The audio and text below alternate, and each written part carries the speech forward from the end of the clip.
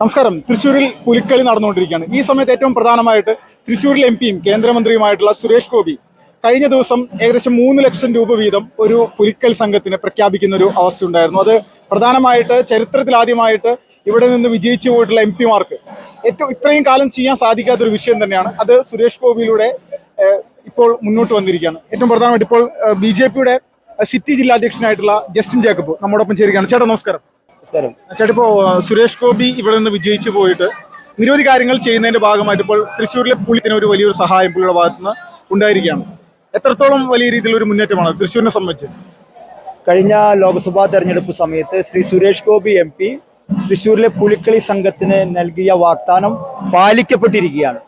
അദ്ദേഹം ഇവിടെ നിന്ന് ഇതിനു മുൻപ് ജയിച്ചുപോയ MP മാരൊന്നും തിരിഞ്ഞു നോക്കാതിരുന്ന പുലിക്കളി സംഘത്തിന് 3 ലക്ഷം രൂപയുടെ ധനസഹായം അദ്ദേഹം പ്രഖ്യാപിച്ചിരിക്കുകയാണ്. MP അല്ലാത്ത സമയത്തും അദ്ദേഹം 1 ലക്ഷം രൂപയുടെ ഒരു ധനസഹായം അദ്ദേഹം പ്രഖ്യാപിക്കുകയും കൊടുക്കുകയും ചെയ്തിരുന്നു. ഇപ്പോൾ MP ആയി കേന്ദ്രമന്ത്രി ആയതിനു ശേഷം 3 ലക്ഷം രൂപയുടെ ധനസഹായം കേന്ദ്ര ടൂറിസം വകുപ്പുമായി ബന്ധപ്പെട്ട് അദ്ദേഹം 3 ലക്ഷം രൂപയുടെ ധനസഹായം പ്രഖ്യാപിച്ചിരിക്കുകയാണ്.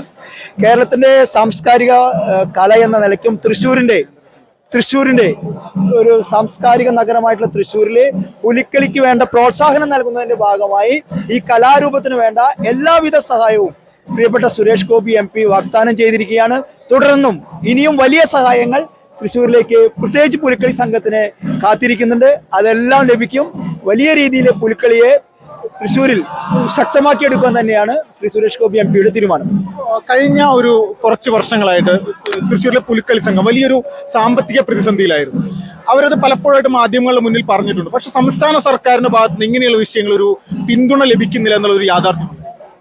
തൃശ്ശൂരിലെ ഒരു പുലിക്കളി സംഘം ഒരു പുലിക്കളിയുമായി രംഗത്ത് വരുന്ന സമയത്ത് അവർക്ക് വലിയ രീതിയിലുള്ള ഒരു സാമ്പത്തിക ബാധ്യതയുണ്ട്. ഞാൻ ഒരു ഏകദേശം പുലിക്കളി സംഘവുമായി സംസാരിക്കുന്ന സമയത്ത് ഏകദേശം ഒരു 1/2 കോടി രൂപയ്ക്ക് മുകളിൽ തുക അവർക്ക് വരുന്നുണ്ട്. ഒരു ചെറിയൊരു പുലിക്കളി സംഘത്തിന് തന്നെ വരുന്നുണ്ട്. അവരെ സംബന്ധിച്ചിടത്തോളം അതൊരു വലിയ ബാധ്യതയാണ്, തുടർന്ന് കൊണ്ടുപോകാൻ വലിയ ബാധ്യതയാണ്. പക്ഷെ സുരേഷ് ഗോപി MPയുടെ ഭാഗത്തു നിന്ന് കിട്ടുന്ന ഈ ഒരു വലിയ സഹായം ഒരുപക്ഷെ അവർക്ക് തുടർന്നുള്ള പ്രവർത്തനങ്ങൾക്ക് കൂടുതൽ സജീവമാക്കാൻ സഹായിക്കുന്ന ഒന്നായിട്ട് മാറും. ഇതിന്റെ ഭാഗമായിട്ട് ഈ പുലിക്കളി സംഘങ്ങളുടെ ഭാഗത്തുള്ള ഒരു അഭിപ്രായം എങ്ങനെയാണ് ഇപ്പോൾ സുരേഷ് ഗോപി സാറിനെ സംബന്ധിച്ച്? എന്താണ് ഒരു നിലവിലൊരു അദ്ദേഹത്തോടുള്ള ഒരു മനോഭാവം? 8 പുലിക്കളി സംഘങ്ങൾക്കാണ് ദേശങ്ങൾക്കാണ് ഇപ്പോ ഈ തുക ലഭിക്കാൻ പോകുന്നത്. അവർ വലിയ സന്തോഷത്തിലാണ്. ഞങ്ങൾ അവരുടെ എല്ലാം പൊലിമലകൾ സന്ദർശിച്ചാണ്. സുരേഷ് ഗോപി MPക്ക് ഹൃദയം നിറഞ്ഞ പിന്തുണയാണ് അവർ വാഗ്ദാനം ചെയ്യുന്നത്. ഞാൻ മനസ്സിലാക്കുന്ന ഒരു വലിയ രീതിയിലുള്ള ഒരു സ്വീകരണം ശ്രീ സുരേഷ് ഗോപി MP തൃശ്ശൂരിലെത്തുന്ന സമയത്ത് കേന്ദ്രമന്ത്രിക്ക് നൽകുമെന്ന് തന്നെയാണ് പ്രതീക്ഷിക്കുന്നത്. കഴിഞ്ഞ ദിവസം അദ്ദേഹം ഇവിടെ വരാൻ സാധിക്കാത്തൊരു സാഹചര്യത്തെ സംബന്ധിച്ച് ഫേസ്ബുക്കിൽ ഒരു പോസ്റ്റ് ചെയ്യുന്ന ഒരു സാഹചര്യം ഉണ്ടായിരുന്നു. അത് പുലിക്കളി സംഘങ്ങൾക്ക് ഒരു നിരാശയായിട്ടുണ്ടാവില്ല സ്വാഭാവികമായിട്ടും? ഇല്ല. സുരേഷ് ഗോപി MP കഴിഞ്ഞ ദിവസം ഇന്നലെ അദ്ദേഹം ഒരു വലിയ രീതിയിലുള്ള ഒരു ഓണസദ്യ തൃശ്ശൂരിൽ സംഘടിപ്പിക്കാൻ തീരുമാനിച്ചിട്ടുണ്ടായിരുന്നു. എലൈറ്റ് ഹോട്ടൽ അതിനുവേണ്ടി തയ്യാറാക്കിയിരുന്നു. എല്ലാവരെയും ക്ഷണിക്കുകയും ചെയ്തിരുന്നു. ആ ഒരു അവസരത്തിലാണ് അദ്ദേഹം പ്രധാനമായിട്ടും ആ ഒരു പോസ്റ്റ് ഇട്ട്. അതുപോലെ പുലിക്കളിക്ക് എത്താൻ പറ്റാത്തതിലുള്ള ഒരു ക്ഷമാപണം കൂടിയായിട്ടാണ് ആ പോസ്റ്റ്. അതൊരു നമ്മൾ പറയില്ല, ഒരു നല്ല വ്യക്തിയിലുള്ള ഒരു നല്ല ഗുണം.